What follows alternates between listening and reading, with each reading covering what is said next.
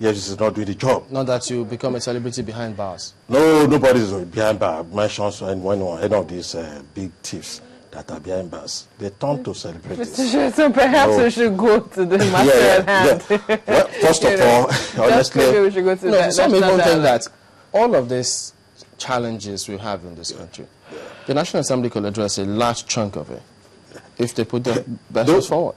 Before I forget, don't forget that that 250 million is enough to give primary health center 60 is enough to build 60 units of primary health center. So people will not know how people die like that because you waste money. Well, on the national conference thing, I think the president has taken what I would call a bold step. People are talking of sovereignty or not, but personally I feel that a national conference anywhere is not a presidential cocktail party. It's going to be determined by the balance of forces. How it ends, where it ends, is going to be determined by balance of forces. So I'm scared whenever I heard people that have background like us coming to say, hey, we want sovereignty. You can't toss it to you. You know, it's a market of idea. We are contending idea. You go to the people. And for the National Assembly to say they have sovereignty, honestly, with due respect to some of them, they are being politically illiterate. You don't have sovereignty. If you have, why is it that we recall you? We can recall you. And again, if there is a military coup now, will you not run under your bed? Will you be able to defend that sovereignty? Who doesn't have sovereignty? The National Assembly. They don't.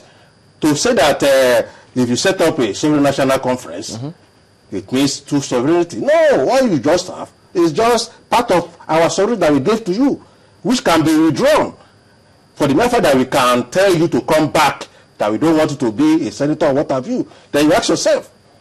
So are you planning to withdraw it? Is that the essence of this? That's what's going to lead to. Because whether the president wants to send it to National Assembly is just expressing his presidential wish.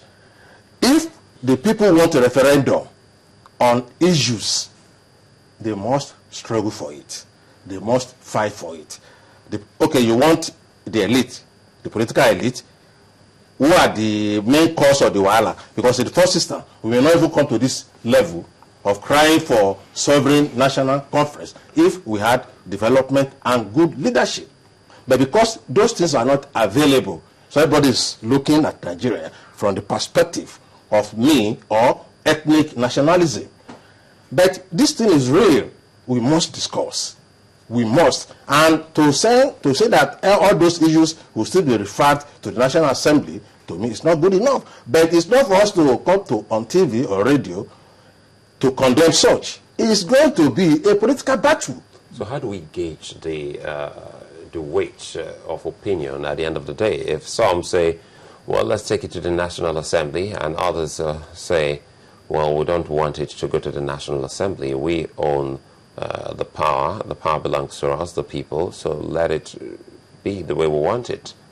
Exactly. So how do we now gauge good opinions? Nice one, nice question. That is where political opposition comes in. Political opposition? Yes, that is where your work as political opposition comes in. You go to the people.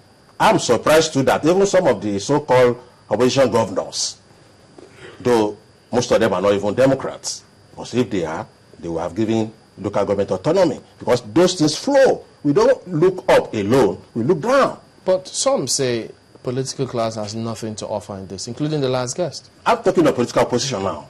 Even they're part of the political class. Yeah, yes, political opposition, including ethnic nationalists, including socialists, including civil society, even including parties. All we need to do now at different fora is to go with those contending ideas to the people.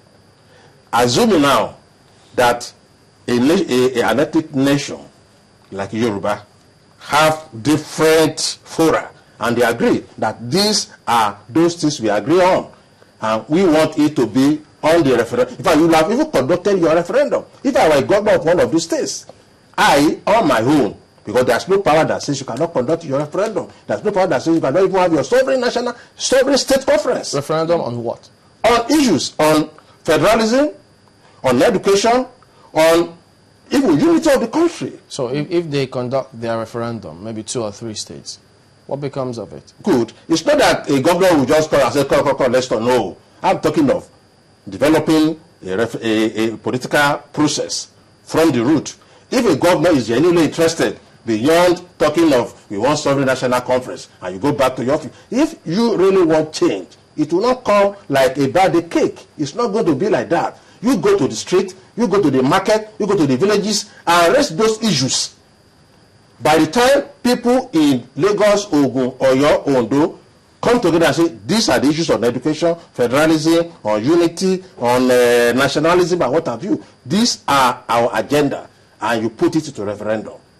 The moment is our referendum, there is no way, I will insist that all those things should be discussed and back to the referendum. There is no way the president will take it back to the National Assembly. Are we not preempting this group? I mean, this advisory committee has just started going around to take memoranda from, you know, from people to see what exactly it is they want to achieve with this dialogue. Are we not preempting it? No, you know, advisory committee has a transcend. It's just to advise. And part of it, and good enough, at least 1 or 2 individuals there, you know, I know, are of integrity, that really want change. But how and when is another issue entirely. So what should be done now? It's not for us to look at it as a Father Christmas thing, that, okay, oh, people, you have talked this way, take your sovereignty. It's not going to be like that. Look at countries worldwide. Revolution, either reformism or social revolution, will come from below. What exactly are you looking to see from this dialogue if we eventually get to that stage? One, it has to be on ethnic nationalism and nationalist basis, because states are what I would call not real.